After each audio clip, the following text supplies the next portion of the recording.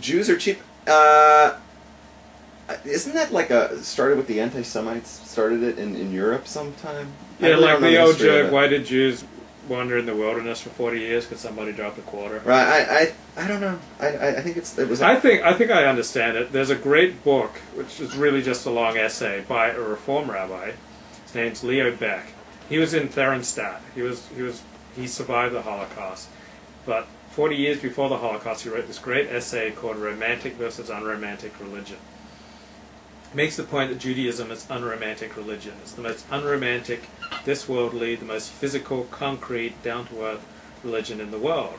So Jews don't have a romantic attitude towards money. Judaism doesn't, or towards sex, or towards food, or... What is a romantic attitude? A romantic attitude is to see more to it than's really there.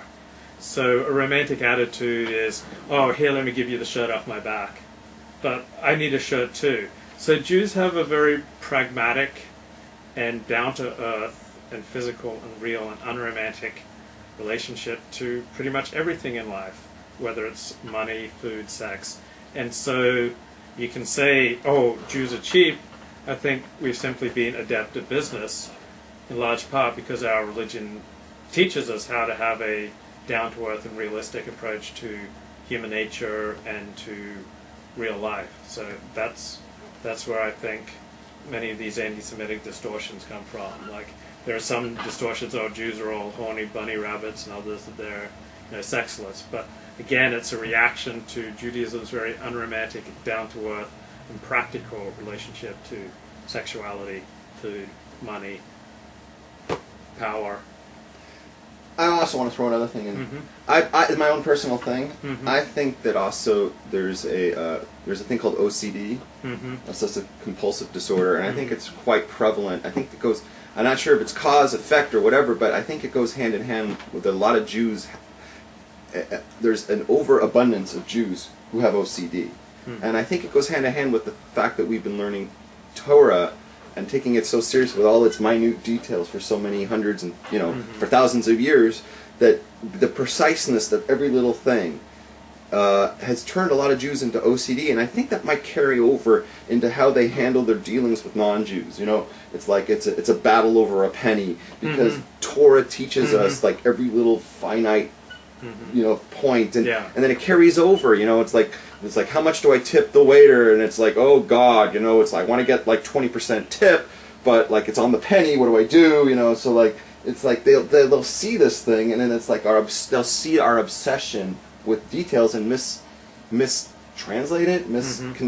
I don't know how to say it, but they'll see it as a fixation with we're cheap, we're tight with everything. We're exact. We're exact. Our religion teaches us to be exact. Yeah, which does not mean that every Jew is exact, but our religion teaches us to be precise and to be careful. Right. I think that would be a valid like that to be a stereotype that would be valid to say we're exact, because the Torah teaches us, like you said, to be exact, and I think that carries over. And I just think there's a lot of OCD in our. Now there's somebody here called Lakewood. Lakewood Rav. Do you know who this is? Yes. Is it really a Lakewood Rav? No. It's a friend of mine from New York. Oh, okay. Because there's two things that this person mentioned. Yeah. Go okay. ahead. The one was the Mexican. He raised the question. It's a he, right? Yeah. Okay. He raised the question of, well, what if the law of Mexico, and this is really hypothetical because I don't believe there's such a law, is that what if the law of Mexico was that everybody had to rush the border and go into America, right? Well, so then they're following the law of the land by jumping over the border. Well, I don't. Which is kind of true. It's not a law in Mexico, but it's almost a mitzvah to move to America. Okay, well, that's fine. But here's the problem. Then you have two conflicting countries with two conflicting laws, right? And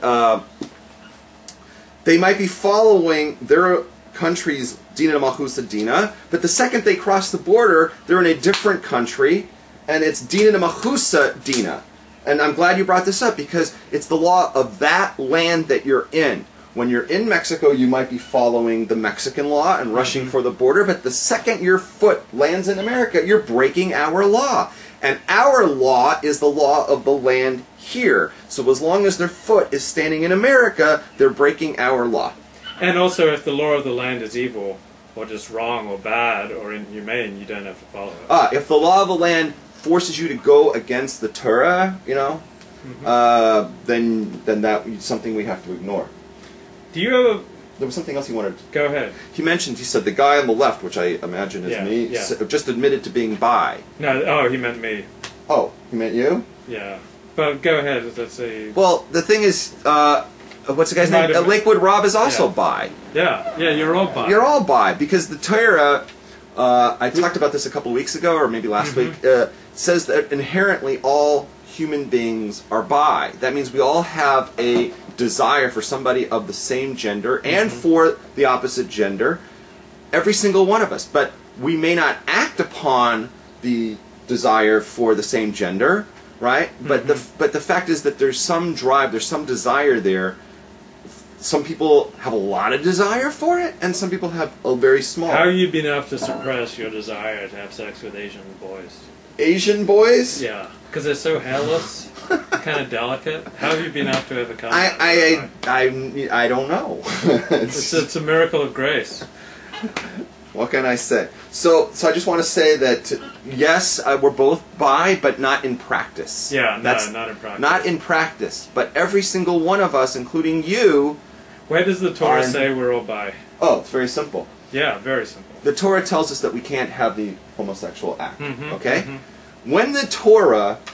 Good point. I know what you're going to say. Okay, go ahead and say it. Oh, because the Torah doesn't prohibit things that would not occur. Like the Torah's mitzvot are not...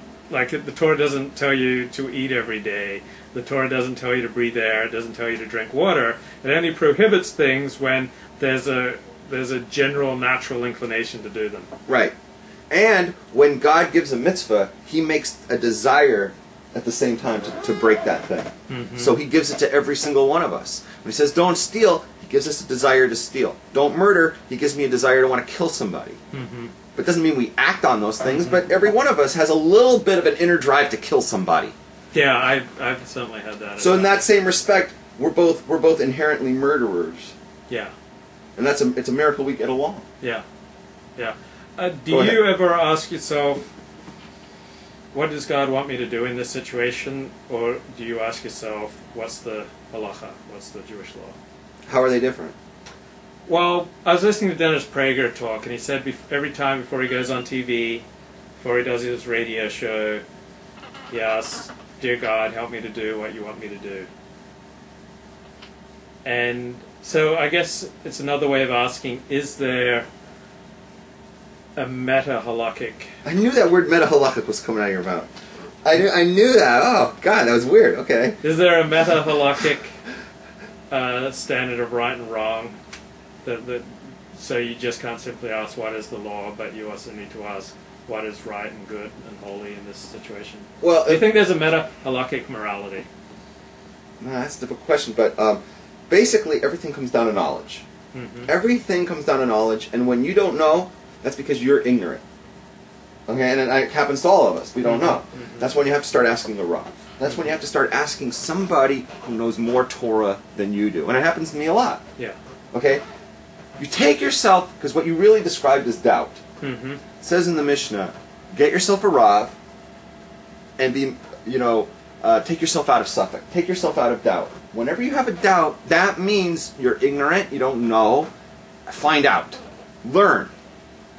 Because every single thing, even down to the meta-halakhas, can be answered by a competent Rav. If you're in a situation where you don't have access, there's no cell phone, there's no internet, and you're going like, what am I... You're going to have a very difficult time trying to figure out what God wants. Because God wants you to follow the halakha, right? And if you don't see the halakha written down anywhere, you never saw it, and you have to ask a Rav what to do, and you don't have access to a Rav, it's almost guaranteed you're going to do the wrong thing. And I have a reason for this. The Yetzer Hora, the evil inclination, knows the entire Torah. Yeah. Okay? And it's going to, when you get left on your own devices, chances are it's going to steer you to do the wrong thing. When we leave everything to our own ideas and our own, and we don't know the Torah, chances are we're going to do everything backward. And I've seen it. But do you agree that lesbians are like eating chicken with cheese?